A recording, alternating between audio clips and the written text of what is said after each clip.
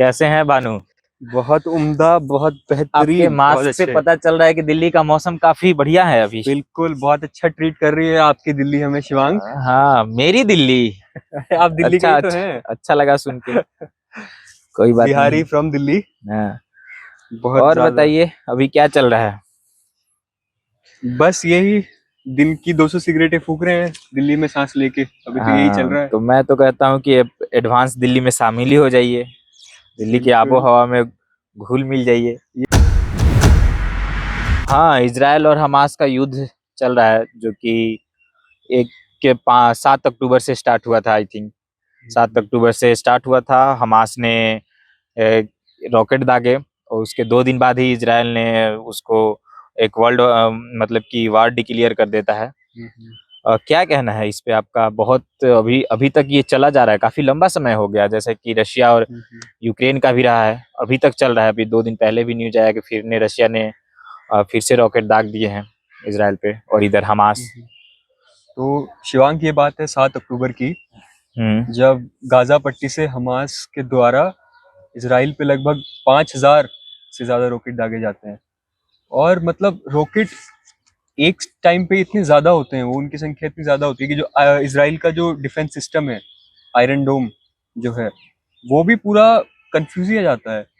और उसके बाद जो हमास के लड़ाके हैं, फाइटर्स हैं, वो गाजा पट्टी के बॉर्डर को, फेंसिंग को क्रॉस करके सदर्न इसराइल के शहरों में घुसते हैं और वहाँ इनडिस्क्रिमिनेटली जो भी दिखता है उस पर फायरिंग करते हैं, और लगभग 200 से ज्यादा लोगों को बंधक बना के वो गाजा शहर में वापस ले जाते हैं। और उसके बाद की स्थिति अब ये है कि इसराइल ने हमास पे वॉर डिक्लेयर कर दी है, और जो गाजा के जो लोग हैं, जो गाजा शहर है गाजा पट्टी में, वो लोग साउथ की तरफ शिफ्ट हो गए हैं, खान यूनिस की तरफ।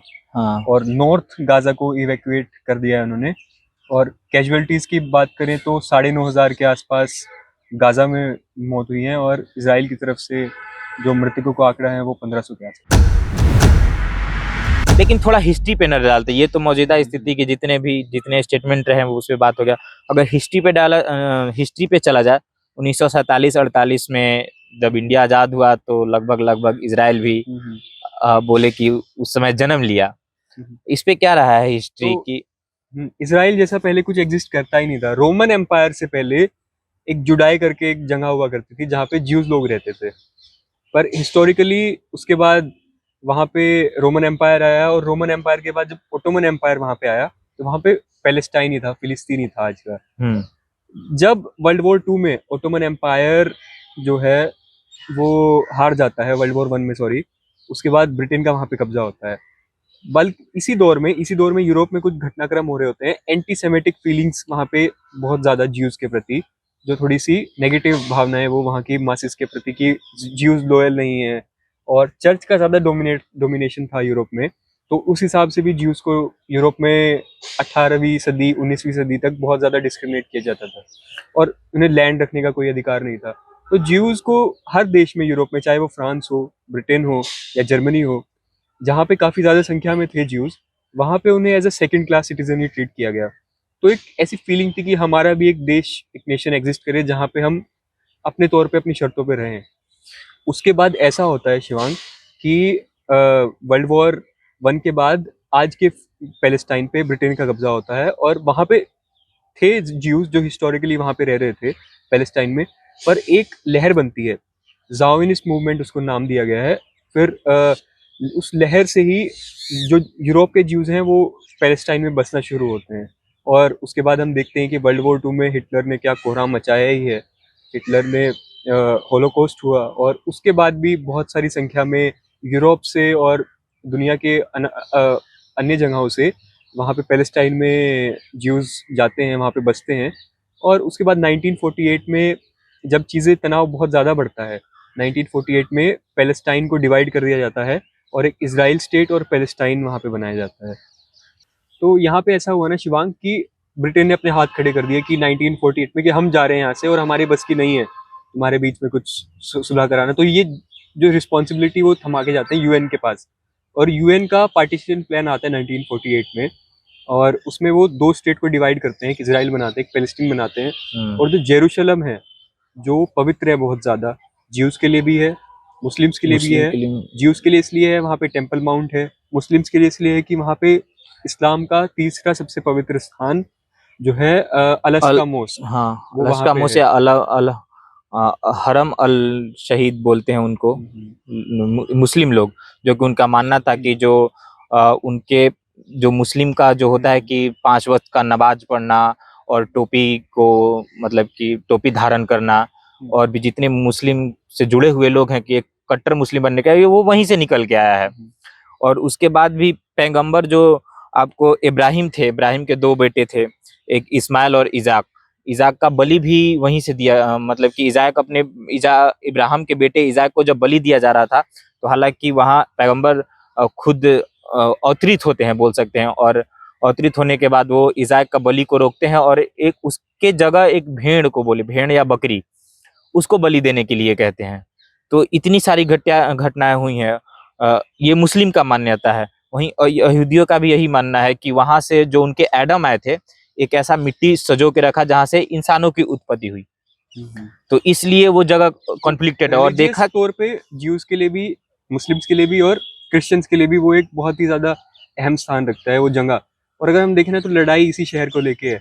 उस टाइम पे पार्टीशन प्लान ने जेरूशलम को एक इंटरनेशनल सिटी बना दिया था कि वो एक इंटरनेशनल सिटी की तरह एग्जिस्ट करेगा।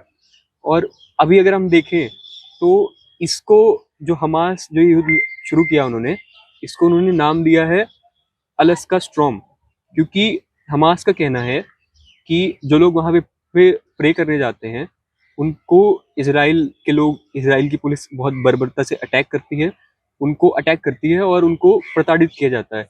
वहीं इस बात में जब ये जंग शुरू होने का कारण हमास ने बताया तो इसराइल का ये कहना है कि फिलिस्तीन के लोग, पैलेस्टाइन के लोग उनके साथ मतलब पत्थरबाजी करते हैं और ऐसे उपद्रव करने के बाद वो अलास्का मोस्क में घुस जाते हैं और उसके बाद जबरदस्ती मतलब उनकी नॉट बाय विल वो अंदर जाते हैं और उनको खदेड़ना पड़ता है या हिंसा का प्रयोग करना चाहते हैं वो। एक और आंकड़ा निकल के आ रहा था बीच में। मतलब कि हमास के लोग आते हैं और इसराइल में एक पार्टी चल रही होती है, इसराइल बॉर्डर के आसपास ही शायद, और जो फेंसिंग लगा होता है, और उसमें 200 लोग को कैदी बना के लेके चले जाते हैं। तो वो एक म्यूजिक फेस्टिवल चल रहा था म्यूजिक साउथ फेस्टिवल। इसराइल में ही, और हमास के टेररिस्ट वहां पे वो मोटर बाइक से अंदर आए, उन्होंने लूप होल्स ढूंढ रखे हैं, उन्होंने सुरंगें बना रखी हैं, उसके थ्रू वो घुसे सदन इसराइल में। और घुसने के बाद म्यूजिक फेस्टिवल में जो भी था इनडिस्क्रिमिनेटली फायरिंग कर दी।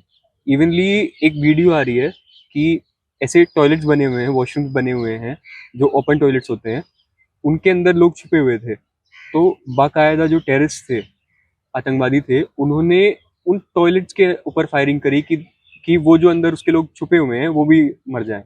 और वहीं से ही वो काफी लोगों को बंधक बनाकर लेके जाते हैं और गाजा पट्टी में वापस ले आते हैं। अगर इस लड़ाई को देखें तो आज के सिनेरियो में वर्ल्ड लेवल पे क्या इफेक्ट देखने को मिलेगा, जैसे कि बहुत ज्यादा इकोनॉमिक भी डगमगा जाएगी। जैसे कि एक बहुत बड़ा एग्जांपल है, अभी रशिया का हुआ, तो रशिया यूक्रेन के वार की वजह से रशिया का इकोनॉमिक बिल्कुल नीचे धड़ल्ले से जमीन पे आके गिर चुका है। और इसमें भी कुछ ऐसा लग रहा है। सबसे पहला तो जो एक युद्ध शुरू होता है, एक वॉर होती है, उसके बहुत ज़्यादा डिवास्टेटिंग इम्पैक्ट्स होते हैं, चाहे आप दुनिया के किसी भी कोने में हो। सबसे जो मुख्य जो प्रभाव पड़ेगा इसका, वो है तेल पे, क्योंकि युद्ध मिडिल ईस्ट में हो रहा है और सबसे ज़्यादा जो प्रोडक्शन हो रहा है ऑयल का वो मिडिल ईस्ट से ही हो रहा है। अगर ये युद्ध आगे एस्केलेट होता है, इसमें सीरिया घुसता है या लेबनान घुसता है या और कहीं इसका इम्पैक्ट पड़ता है, तो जो हमारी एनर्जी की सप्लाईज हैं वो डिस्टर्ब होंगी। दूसरा है कि इंडिया के पर्सपेक्टिव से, जब G20 में अभी India middle east Europe economic corridor जो हमने एक इनिशिएटिव लिया था चाइना के one belt one road initiative को काउंटर करने के लिए, जिसके लिए हम अपनी जो लॉजिस्टिक्स हैं, अपने जो सामान है, उसको अगर हमें इंपोर्ट करना है यूरोप तक, तो हम स्विस कैनाल के ना होते हुए हम अपना सामान यूएई भेजेंगे और वहाँ से एक रेल लिंक के थ्रू वो सामान इसराइल के हाइफा पोर्ट तक पहुँचेगा और हाइफा पोर्ट से वो यूरोप तक जाएगा, यानी हम स्विस कैनाल का इस्तेमाल नहीं करेंगे। अब अगर एक जगह पे इतनी युद्ध की स्थिति बन गई है और चीज़ें इतनी ज़्यादा एस्केलेट हो गई हैं, तो उसके बाद शायद ये प्रोजेक्ट जो है वो डिले हो जाएगा, क्योंकि इसमें सऊदी अरब और जॉर्डन और इसराइल ये जो अपोजिट पोल में जो एग्जिस्ट करते हैं, दोनों के बीच में रिश्ते अच्छे हुए हैं सऊदी अरब और इजराइल के बीच में, पर ये चीजें बहुत मुश्किल रहेंगी अभी। आपने चाइना का नाम लिया, अभी चाइना से एक धड़ल्ले से दिमाग में खटका कि चाइना का जो विस्तार नीति है, चाइना का विस्तार नीति और इजराइल का विस्तार नीति सेम दिखता है। बिल्कुल एक बराबर है। 1947 में बंटवारे के बाद जो इजराइल एक ही मैप थाली के में चट्टे बट्टे हैं दोनों। जो मैप में दिखता था थोड़ा सा, बिल्कुल अभी अभी फिलिस्तीन का वो हालत है कि एक डॉट बन के रह चुका है बीच में, तो डॉट डॉट डॉट डॉट ऐसा आ रहा है। हालांकि वो वर्ल्ड लेवल पे मैप स्वीकारित नहीं है, लेकिन इजराइल उसको मानता है कि यही मैप है, कि इतना ही फिलिस्तीन बचे हैं। इजराइल उसको भी नहीं मानता, इजराइल तो और कब्जाना चाहता है। वो जो वेस्ट बैंक, जो अगर हम फिलिस्तीन देखें तो फिलिस्तीन एग्जिस्ट करता है गाजा पट्टी में। जैसे मैंने अभी बताया शिवांग कि गाजा पट्टी इज लाइक ओपन जेल। वहां पे आपने लगभग 23 लाख लोगों को ठूस दिया है। हाँ। और बहुत दयनीय स्थिति में वो रहते हैं। वहां पे अनएम्प्लॉयमेंट नहीं है, ब्लॉकेड किया हुआ है जब से हमास वहां पे है, और खाने पीने की कोई सुविधा नहीं है वहां पे। तो एक वहां पे फिलिस्तीन के लोग रहते हैं, और उसके बाद जो वेस्ट बैंक है, वेस्ट बैंक, उसमें छोटी छोटी एनक्लेव्स बनाई हुई हैं। जब ओस्लो अकॉर्ड साइन हुआ, यासिर अराफात जो फिलिस्तीन को रिप्रेजेंट कर रहे थे और इजराइल के प्रधानमंत्री थे, तो उनके बीच में उन दोनों को नोबेल पीस प्राइज भी मिला इसके बाद। तो उसमें दोनों ने एक दूसरे को मान्यता दे दी कि फिलिस्तीन भी एग्जिस्ट करेगा और इजराइल भी एग्जिस्ट करेगा। पर उसके बाद इजराइल के जो प्रधानमंत्री थे, उनको एक एक्सट्रीमिस्ट जीव ही था जिन्होंने उन्हें शूट कर दिया था। तो अब जो फिलिस्तीन एग्जिस्ट करता है, वो बहुत छोटे छोटे एनक्लेव्स में एग्जिस्ट करता है। और उसमें भी अब जो बेंजामिन नेतन्याहू की रेडिकल, जो एक दक्षिणपंथी विचारधारा की सरकार आई है, वो भी वेस्ट बैंक में बहुत ज़्यादा सेटलमेंट्स बना रही है, वहाँ पे लोगों को बसा रही है, वहाँ पे इंडस्ट्री सेटअप कर रही है वेस्ट बैंक में, और वहाँ पे चाहती है कि इजराइल के लोग, जीव लोग वहाँ पे रहें, इधर रहें। मेरे हिसाब से सिनेरियो भी चेंज हुआ है थोड़ा सा। पहले जैसे कि हमास के लोग को टेररिस्ट बोल दिया जाता है, पहले इजराइल के लोग को भी अपना अस्तित्व बचाने के लिए उन्होंने संघर्ष करा, अब अस्तित्व में आ गए हैं। तो अब ऐसा नहीं लगता कि हमास या फिलिस्तीन अब संघर्ष कर रहा है, क्योंकि कहीं ना कहीं दोनों को, जो हमास को तो ऐसे टेररिस्ट बोल दिया जाता है, लेकिन उनके अस्तित्व क्या क्या, वो तो जैसे इजराइल अभी खत्म करते जा रहा है, देखा जाए तो मैप में वही दिख रहा है अभी। पहले की, अगर हम पहले के समय की बात करें, जो इजराइल ने जंगें लड़ी हैं, वो उनके अस्तित्व की लड़ाई थी, इजराइल के अस्तित्व की लड़ाई थी। तो अभी टेररिस्ट क्यों बोल दिया जा रहा है, जब हमास अब लड़ रहा है अपना अस्तित्व? भाई हमास तो फिलिस्तीन ही है। जब हम एक युद्ध में जाते हैं तो उसके कुछ नियम होते हैं, उसके कुछ कायदे होते हैं। आप ये नहीं है कि आप अपने किसी भी गलत काम को अपने किसी भी चीज के लिए जस्टिफाई करेंगे। तो शिवांग, में एक वीडियो देख रहा था एक जर्नलिस्ट की, वो रिपोर्ट कर रहा है स्टूडियो के लिए। तो वो बताता है कि मैं मर जाऊंगा, मैं मरने वाला हूँ, और मौत यहाँ पे किसी ना किसी पे आने वाली है, पर वो समय देख के आएगी, किसी पे जल्दी आएगी, किसी की देर में आएगी। और जो स्टूडियो में जिसको वो बता रहा है, वो उसकी आंखों में आंसू हैं। और इतनी मार्मिक दृश्य है कि एक पिता है, वो अपने बच्चों के, उसके बच्चे नहीं है, वो उसके 2 बच्चों के अवशेष, वो 2 पॉली बैग्स हैं, उनमें लेके जा रहा है। बहुत ज्यादा मार्मिक, बहुत ज्यादा इमोशनल। एक मैंने वीडियो देखा भानु की, ऐसे मतलब कि एक बिल्डिंग टूट चुका है, बिल्कुल मलबे में तब्दील हो चुका है उसको बोलिए तो, और एक बच्चे को ऐसे ट्यूब में कहीं फंसा हुआ है, उसको निकाला जा, निकालने वाला मतलब कि निकालने के बाद वो कांप गया, अपने पैर पे खड़ा नहीं हो पा रहा था, इतना रो रहे थे, बच्चे को लेके सारे रो रहे थे, देख के बिल्कुल ऐसे रोंगटे खड़े हो जाने वाले वीडियो आ रहे हैं। ये वही बात है कि हमास की काली करतूतों की सजा फिलिस्तीन के आम नागरिक, जिनका कोई लेना देना भी नहीं है, उनको क्यों मिले? अभी की अगर हम प्रेजेंट सिनेरियो देखें, तो एयर स्ट्राइक्स करने के बाद अब उन्होंने गाजा का लैंड इन्वेजन शुरू कर दिया है। जो ट्रूप्स हैं वो गाजा शहर के नॉर्थ में घुस चुके हैं अभी हाल ही के दृश्य में। और यहाँ तक कि देखें कि इनडिस्क्रिमिनेटली बहुत ज़्यादा सिविलियन पॉपुलेशन जो है वो सफ़र कर रही है।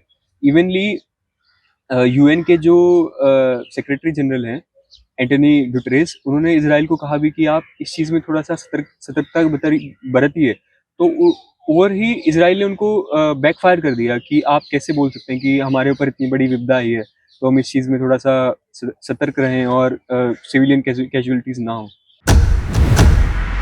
फतेह और हमास में कौन पॉलिटिकल पार्टीज है और कौन टेररिस्ट ऑर्गेनाइजेशन है, इसको भी लेकर काफी कंफ्यूज रहते हैं और बहुत लोग की अपनी अपनी अलग विचारधारा है।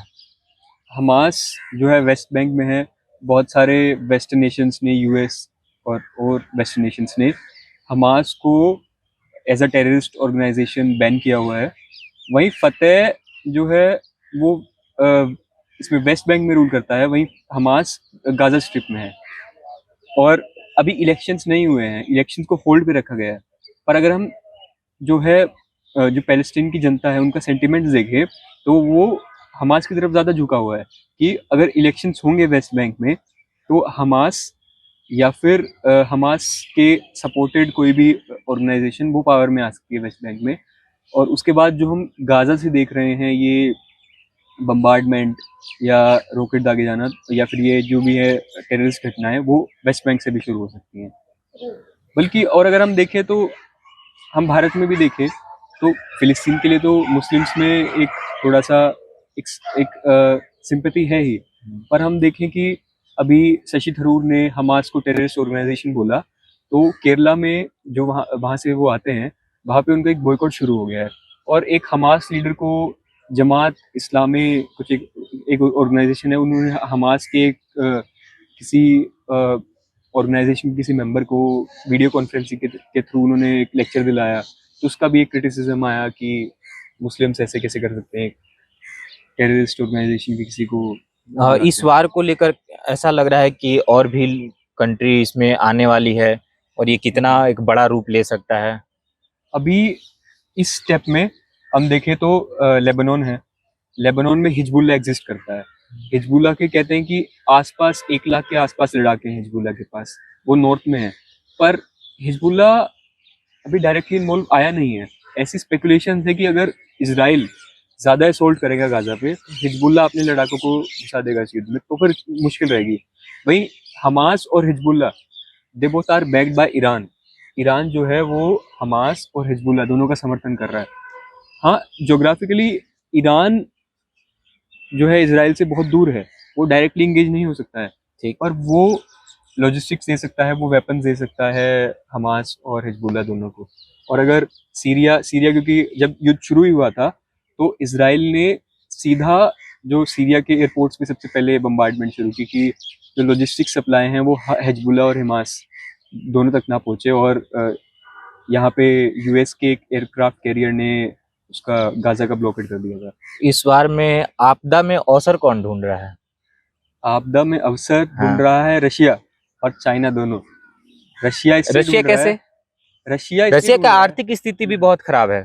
रशिया चाहता है कि जो दुनिया का ध्यान बना हुआ है यूक्रेन और रशिया युद्ध पे वो हटे और इसराइल की तरफ जाए, गाजा में जाए, ताकि वो अपना जो मकसद जो चाहते हैं वो डोनबास और लोहान्स्क को वो कब्जाना चाहते हैं यूक्रेन में, वो कर सके आराम से खुशी खुशी। चाइना इससे कैसे रिलेटेड है और फिर? चाइना इसलिए कि जैसे कि हमारा जो India middle east Europe economic corridor बन रहा था, तो चाइना चाहता है कि ये पीछे हटे, क्योंकि ये हमने काउंटर करने के लिए चाइना का बेल्ट वन रोड इनिशिएटिव को काउंटर करने के लिए बनाया था।